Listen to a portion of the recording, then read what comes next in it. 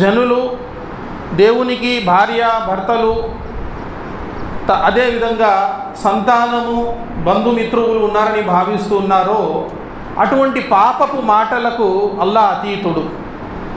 ఈరోజు చాలామంది క్రైస్తవ సోదరులు సైతం వారి యొక్క విశ్వాసం ఏంటంటే మానవుల యొక్క పాపాలకి పరిహారంగా అల్లాహ్ తబారక్ వ తఆలా తన కుమారుడైనటువంటి మరియమ్మ కుమారుడైనటువంటి ఈసా అలైహిస్సలాతు వస్సలాంను భూమిపైకి పంపించి ఆయన రక్తం ద్వారా ఆయనను సిలువ వేయడం ద్వారా మానవుల పాపాలను తుడిచివేయబడ్డాయి అని అంటారు.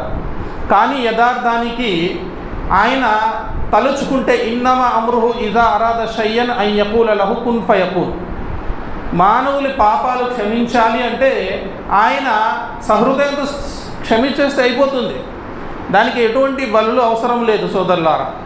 కాబట్టి